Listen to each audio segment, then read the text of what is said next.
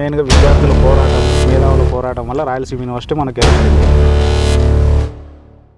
మీరు యూజీసీకి కంప్లైంట్ ఇవ్వడానికి గల కారణం ఏంటి? ప్రొఫెసర్ ఎన్టీకే నాయక్ గారు చేసిన అవినీతి అక్రమాలకు అంతులేనట్లు ఉంది. ఆయన మీద మీరు ప్రధానంగా చేస్తున్న ఆరోపణ ఏంటి? ఏ అవినీతి అక్రమాలు? గత వైసీపీ ప్రభుత్వం ఆయనకు చేదోడు వాదోడుగా ఉంటూ ఇప్పటికి కూడా ఇన్ఛార్జ్ వైస్ ఛాన్సలర్ పదవి హోదాతో అందులేనటువంటి అవినీతి అక్రమాలతో ఆధిపత్యం చెలాయిస్తున్నాడు. సిబిసిఐడి, విజిలెన్స్ ఎన్ఫోర్స్మెంట్ కేసులు, ఫర్నిచర్ దొంగతనం, ఫైళ్ల దొంగతనం, ఎంబుక్స్ దొంగతనం, మీ అంచనా ప్రకారం ఇన్ని కోట్ల అవినీతి జరిగింది అనుకుంటున్నారు. గతంలో తేల్చిందంటే 4 crores అన్నారు. ఈ 6 నెలల్లో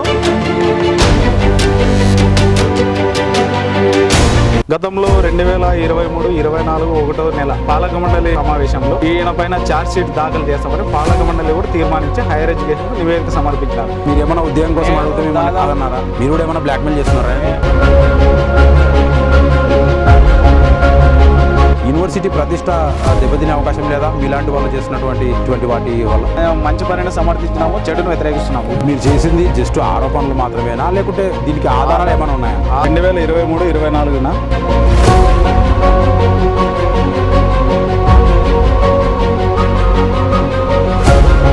గవర్నర్కి అంత టైం ఉంటుందా? కంప్లైంట్ ఇస్తే కంప్లైంట్ తీసుకొని వాటి మీద చర్యలు తీసుకునే అవకాశం ఉంటుందా? గతంలో ఆడిట్ జరగడానికి వచ్చినప్పుడు ఫైళ్లు కూడా ఎత్తుకుపోయినారు. ఆడిట్ జరుగుతున్నా కూడా ఆడిట్ అధికారులు కూడా బెదిరిస్తున్నారు. సార్ ఎన్టీకే నాయక్ అనే క్యాండిడేట్ ఎటువంటి పదవికి అర్హుడు కాదని గతంలో ఉన్నత విద్యామండలి తేల్చి చెప్పింది.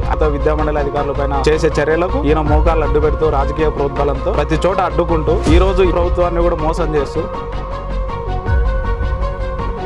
మాకు వచ్చిన సమాచారం ప్రకారం సీఎంఓ కూడా ఆరాధీసింది. గతంలో కలెక్టర్ కూడా బాధ్యతలు అప్పచెప్పింది ఇక్కడ చూసుకోమని. ఆయన విధానం ఏంటంటే కొంతమంది విద్యార్థులను రెచ్చగొట్టి తనకు పడిన వాళ్ళతో దాడులు చేపిస్తూ ఈ విధంగా చేస్తున్నారు. యూనివర్సిటీ వైస్ ఛాన్సలర్ కావచ్చు, ఉర్దూ యూనివర్సిటీ వైస్ ఛాన్సలర్ కావచ్చు, వాళ్ళు కూడా ఇన్ఛార్జ్ గా తీసుకోమంటే కూడా వాళ్ళు కూడా భయపడుతూ ఉన్నారు. ఎందుకంటే ఎన్టీకే నాయక్ చేసే అరాచకాలు ఉన్నాయని. మీరు ఏదన్నా డిమాండ్ చేశారా? డిమాండ్స్ కానీ ఒప్పుకోలేదా? ఎందుకు మీరు ఆయన మీద ఈ పోరాటం? మా వ్యక్తిగత ఆరోపణలు కాదు, కొంతమంది రాజకీయ నాయకులు ఎక్కడ కావడం ఇలా జరిగిండొచ్చు.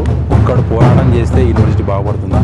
మీలాంటి వాళ్ళు ఎంతమంది ఉన్నారు యూనివర్సిటీలో ఆయన మీద పోరాడాలి? ఎన్టీకే నాయక్ అనేవాడు వెరీ డేంజరస్ పర్సన్. మీరు గతంలో ఎస్పీ గారికి కూడా కంప్లైంట్ ఇచ్చారు. అక్కడ ఉన్న యూనివర్సిటీ ప్రక్షాళన కావాలనేది నా ఉద్దేశం. ఖచ్చితంగా ఒక్కడి నుంచే స్టార్ట్ అవుతుంది ఏదైనా కానీ. జిల్లా ఎస్పీ గారికి అప్పుడున్న బిందు మాధవ్ సార్ గారికి నేను ఒక రిప్రజెంటేషన్ ఇవ్వడం జరిగింది. కంప్లైంట్ ఇచ్చేస్తే ఎఫ్ఐఆర్ నమోదు చేసే అవకాశం ఉందా? ఖచ్చితంగా. గతంలో ఉన్న విజిలెన్స్ కేసులు సిబిసిఐడి నిజాలు నిగ్గు తెలిసినాయో ఛార్జ్ షీట్ హైకోర్టులో ఫైల్ చేసేస్తే ఉన్నత విద్యామండలే కదా ఛార్జ్ షీట్ ఫైల్ చేయాల్సింది. ఇప్పుడు ఇవేనా ఇంకా ఇంకేమైనా ఉన్నాయా? ఇంకా చాలా ఉన్నాయి, అవి కూడా త్వరలో బయటకు తీస్తాం. 2016లో ఈయన ఎటువంటి అడ్మినిస్ట్రేటివ్ పోస్ట్ కానీ ఫైనాన్షియల్ సెక్షన్లో డిపార్ట్మెంట్ సంబంధించిన పోస్టులు కానీ అర్హుడు కానీ తెలుగుదేశం ప్రభుత్వమే వేటు వేయడం. కూటమి ప్రభుత్వం విద్యాశాఖకు ఎక్కువ నిధులు కేటాయిస్తున్నారు. యూనివర్సిటీలో జరుగుతున్న పరిణామాలు ఇక్కడ చదువు, సంక్షేమం, ఉన్నత ప్రమాణాలతో విద్యను అందించి ప్రభుత్వం చర్యలు తీసుకుంటుందని నేనైతే కోరుకుంటున్నాను. విద్య పట్ల, యూనివర్సిటీ పట్ల చంద్రబాబు నాయుడుకి అమోఘమైన అనుభవం ఉంది. ఇలాంటి చీడ పురుగులైనటువంటి యూనివర్సిటీ నుంచి వెలువేస్తాడని మేము అనుకుంటున్నాం.